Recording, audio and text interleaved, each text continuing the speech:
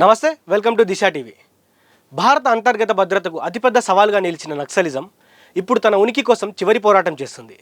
దశాబ్దాలుగా ఎర్ర జెండా నీడన సాగిన ఆయుధ పోరాటం, వేలాది మంది ప్రాణాలను బలిగొన్న హింసకాండం ముగింపు దశకు చేరుకుందా?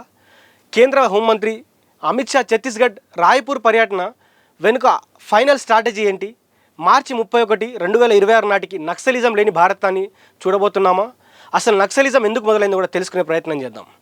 నక్సలిజం పుట్టుక ఆకలి మరియు ఆత్మగౌరవం నుంచి మొదలైంది.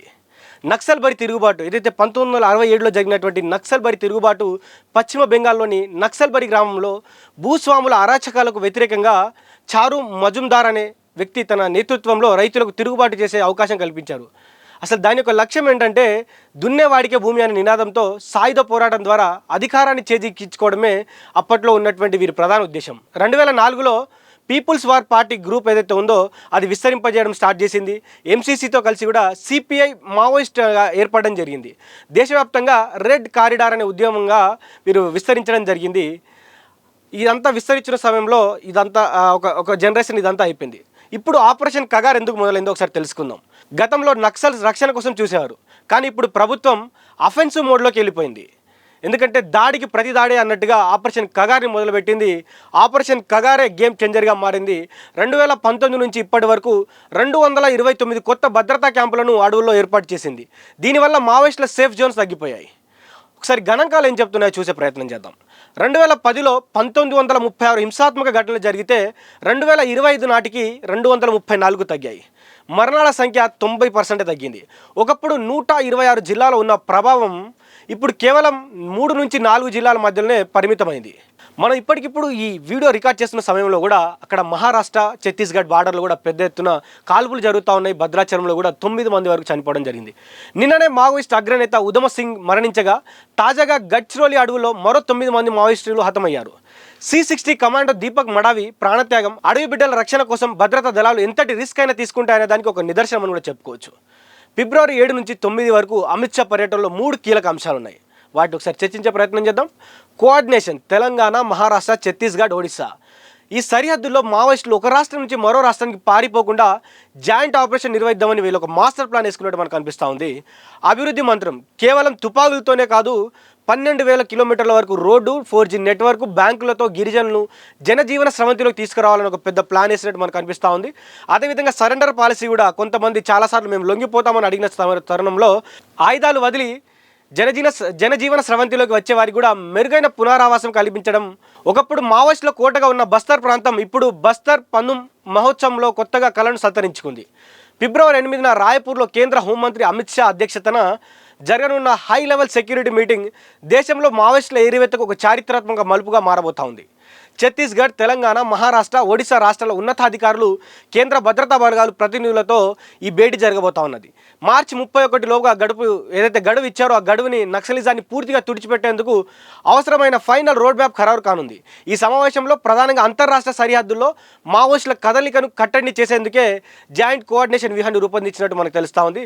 తద్వారా నిఘా సమాచారాన్ని తక్షణమే పంచుకుంటూ 4 రాష్ట్రాల బలగాలు ఏకకాలంలో దాడులు చేసే విధంగా, అంటే 4 రాష్ట్రాలు ఉన్నాయో వాటికి సంబంధించినటువంటి బలగాలు 4 వైపుల నుంచి ఏకతాటిగా ఒకటేసారి దాడి చేయాలని ఒక ఆలోచనతో ఉన్నాయి. ఎందుకంటే ఈ 4 రాష్ట్రాల్లోనే ఇప్పుడు నక్సలైట్లు బతికి ఉన్నారు, దాచుకొని ఉన్నారు. అయితే నిన్నటి గడ్చిరోలి హెడ్ క్వార్టర్లో 9 మంది మావోయిస్టులు హతమవడం మనం చూస్తున్నాం.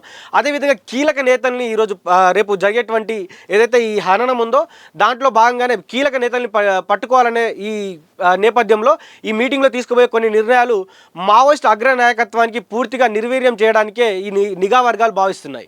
అమిత్ షా స్వయంగా ఫిబ్రవరి 9న బస్తర్ అంతర్గత ప్రాంతానికి వెళ్ళి జవాన్లతో ముఖాముఖిగా మాట్లాడడం, వారిలో నూతన ఉత్తేజాన్ని నింపడం, ఇదే కాకుండా క్షేత్రస్థాయి వ్యవస్థకు ప్రభుత్వం ఇస్తున్న ప్రాధాన్యతను చాటి చెప్పడం, హై లెవెల్ మీటింగ్ కేవలం సమీక్ష కొరకే కాకుండా రానున్నటువంటి 50 రోజుల్లో మావోయిస్టు ప్రభావిత ప్రాంతాల్లో శాంతిని కాపాడుతూ అటు మావోయిస్టులను అంతం చేసే దిశగా అంతిమ పంజాగా దీన్ని విశ్లేషకులు చెప్తా ఉన్నారు. మార్చి 31న గడువు సమీపిస్తూ ఉంది.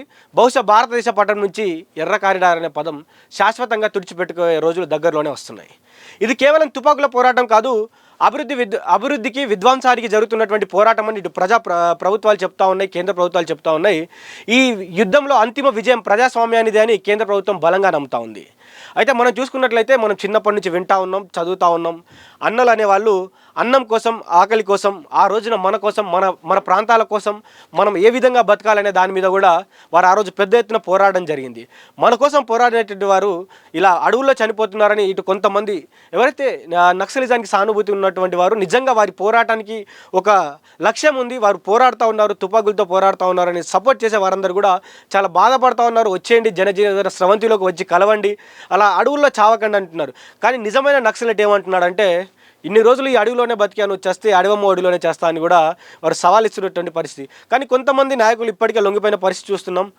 అయితే మేమేం చెప్తున్నామంటే రండి, ఇన్ని రోజులు తుపాకులతో తలపడ్డారు, ఇప్పుడు కలంతో మీ బలంతో ఇక్కడ మీ గొంతును వినిపించడానికి జనజీవన స్రవంతిలోకి రండి, మీ జీవితాన్ని మార్చుకోండి. అంతేగాని ఈ కేంద్రం చేపడుతున్నటువంటి ఆపరేషన్ కగారులో మీ జీవితాలు కోల్పోవద్దు.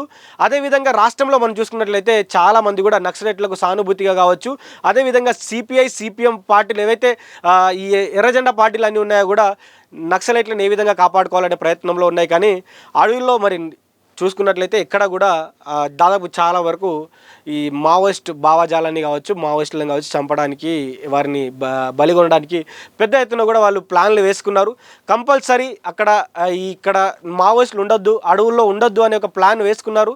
మరి రాజ్యం పగబట్టినటువంటి ఏ వ్యవస్థ కూడా ఉన్నది లేదు. సరే, రాజ్యం పగబట్టి అడవుల్లోంచి తొలగిపోవచ్చు, కానీ మరి అదే మనం చూసుకున్నట్టయితే రాజ్యం పగబట్టినటువంటి ఏ వ్యవస్థ నిలవలేదు.